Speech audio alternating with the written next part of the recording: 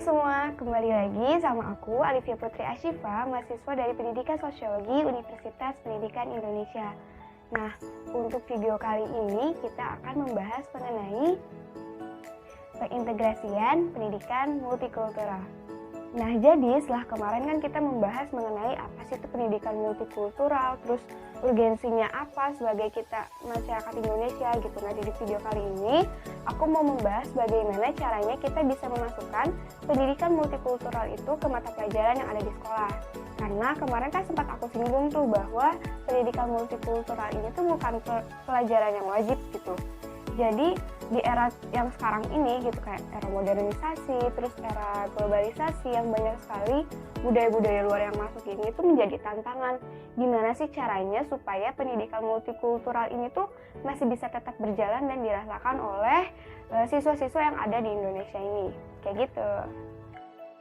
Untuk pertanyaan yang pertama adalah bagaimana sih tahap-tahap pengintegrasian pendidikan multikultural ke dalam kurikulum? Nah, ternyata dalam pengintegrasian pendidikan multikultural ke dalam kurikulum ini gak sembarangan. Ternyata banyak sekali tahap-tahapan ataupun cara-cara yang bisa kita gunakan untuk bagaimana caranya supaya kita tuh bisa mengintegrasikan pendidikan multikultural secara efektif dan efisien. Berikut ini adalah cara-caranya. Pendekatan yang pertama adalah pendekatan kontribusi. Ciri dari pendekatan kontribusi adalah dengan memasukkan pahlawan-pahlawan etnis ataupun benda-benda budaya yang khas ke dalam kurikulum yang dipilih dengan menggunakan kriteria budaya dari aliran utamanya. Karakter yang penting dari pendidikan kontribusi adalah bahwa kurikulum aliran utama tetap tidak berubah dalam struktur dasar, tujuan, dan karakteristiknya. Kayak gitu. Tahapan yang kedua ada pendekatan aditif.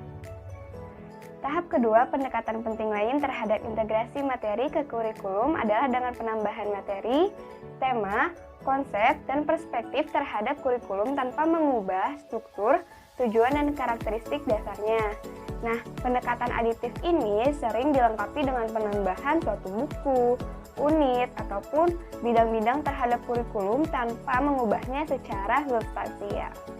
Dan di pendekatan yang ketiga ada pendekatan transformasi.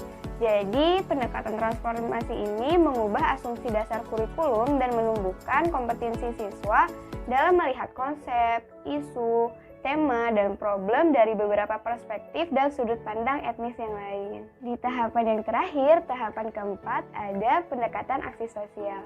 Pendekatan aksi sosial atau yang biasa kita sebut dengan the social action approach mencakup semua elemen dari pendekatan transformasi namun menambahkan komponen yang mempersyaratkan siswa membuat dan melakukan aksi yang berkaitan dengan konsep, isu, atau masalah yang dipelajari dalam unit tersebut. Tujuan utama dari pengajaran dalam pendekatan aksi sosial ini adalah mendidik siswa untuk melakukan kritik sosial dan perubahan sosial dan mengajari mereka keterampilan pembuatan keputusan. Nah, setelah di pertanyaan pertama kita membahas mengenai tahapan apa saja dan pendekatan-pendekatan apa saja yang bisa kita gunakan untuk mengintegrasikan pendidikan multikultural ini. Di pertanyaan yang kedua, kita akan membahas mengenai tahapan mana sih yang cocok untuk dilakukan di jenjang persekolahan.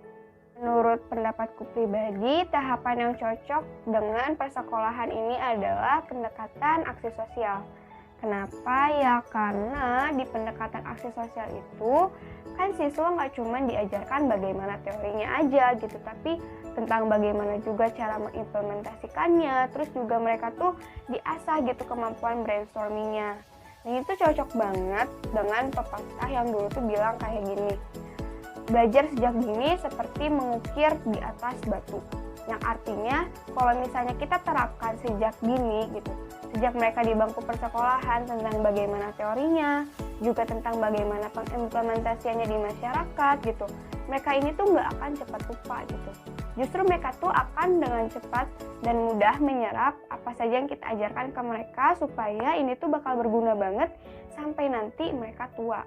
Jadi kebayangkan mereka-mereka ini yang masih muda terus kita ajarkan mengenai pendidikan multikultural yang di dalamnya tuh ada kayak semacam integrasi, terus diajarkan juga mengenai menghargai pendapat, menghargai perbedaan, terus bagaimana caranya diaplikasikan ke dalam masyarakat gitu, masyarakat sekitar seperti rumahnya ataupun teman-temannya gitu. Nah, itu tuh merupakan suatu hal yang positif mengingat sekarang kan masa era globalisasi, terus era modernisasi, banyak banget budaya luar yang masuk gitu. Jadi kalau misalnya kita ajarkan ke mereka sejak dini itu, mereka bakalan bisa menyaring gitu mana yang baik, mana yang buruk, mana yang boleh, mana yang tidak boleh gitu.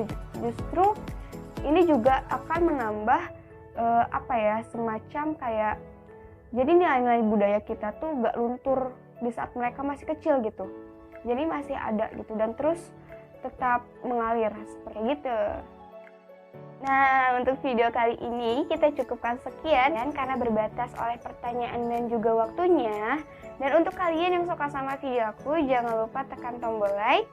Terus jangan juga lupa untuk komen dan jangan lupa untuk tekan tombol subscribe supaya bikin aku semangat buat bikin video-video baru.